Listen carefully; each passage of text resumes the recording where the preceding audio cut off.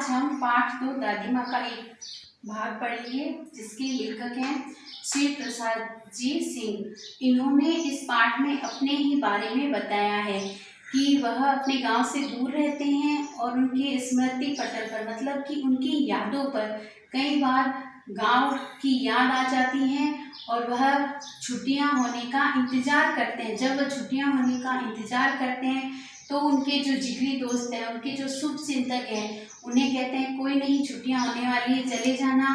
सामने उनकी इस तरह की बात करते हैं, पीछे से उनका मजाक उड़ाते हैं और कहते हैं कि कितने कमज़ोर मन का व्यक्ति है।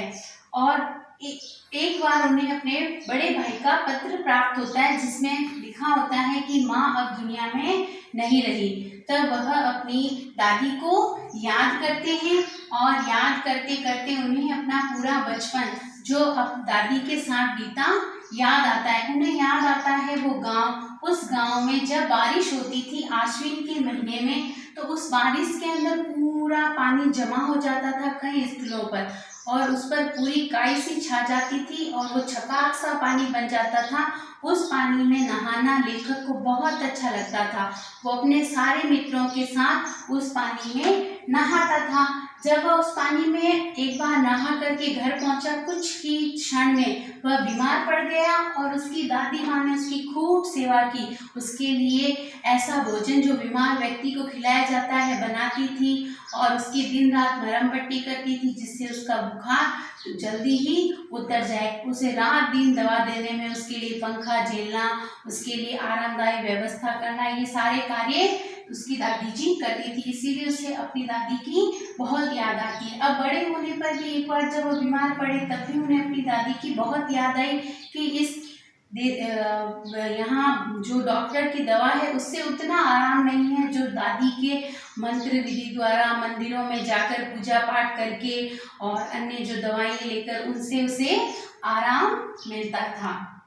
और इतना ही नहीं, उसकी दादी अन्य लोगों का भी बहुत ध्यान रखती थी। जब गांव में कोई महामारी जैसे हैजा इत्यादि फैल जाती थी तो वो अत्यधिक साफ सफाई रखने का सबको निर्देश देती। एक समय की बात है जब उसके बड़े भैया की शादी थी। दादी काम तो कुछ नहीं करती थी, लेकिन दादी को ये था कि जो कुछ भी काम बड़े भैया की शादी में होगा तो उस सारे काम की देख रेख दादी के नेतृत्व में ही हो। वो नहीं चाहती थी कि किसी काम को उन्हें बिना पूछे किया जाए, किसी काम में कोई कमी रह जाए। यही कारण था कि उन्हें ऐसा लगता था कि अगर कोई काम उनके बिना हुआ तो वो कहीं कोई कमी ना रह जाए। यहाँ तक कि वह केवल अपना घर परिवार का ध्यान नहीं रखती बल्कि पूरे गांव का ध्यान रखती थी।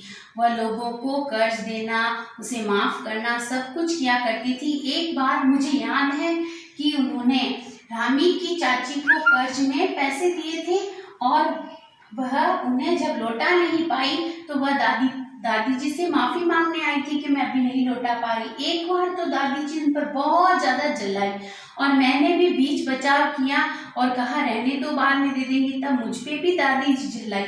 और फिर कुछ ही दिनों बाद जब मुझे रामी की चाची मिली तो मैंने उनसे पूछा क्या हाल चाल है, तो उन्होंने कहा कि दया है आपकी दादी जी की जो उन्होंने मेरे कर्जे को माफ कर दिया।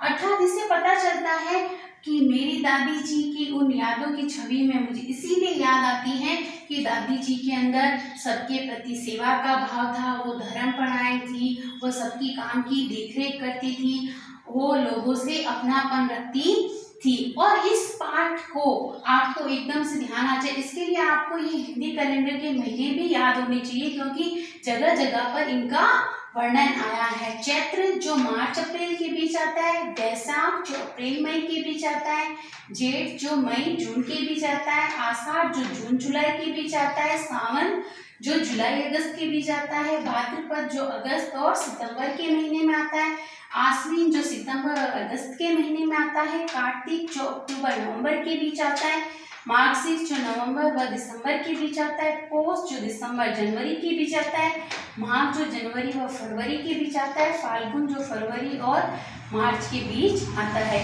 इस पाठ के लिए आपको इन हिंदी महीनों के नाम याद होने चाहिए, क्योंकि ये जगह जगह पर आएंगे। लेखक की जो दादी जी हैं उनके बारे में और भी कई बातें हैं जो हम अगले भाग में पढ़ेंगे। धन्यवाद।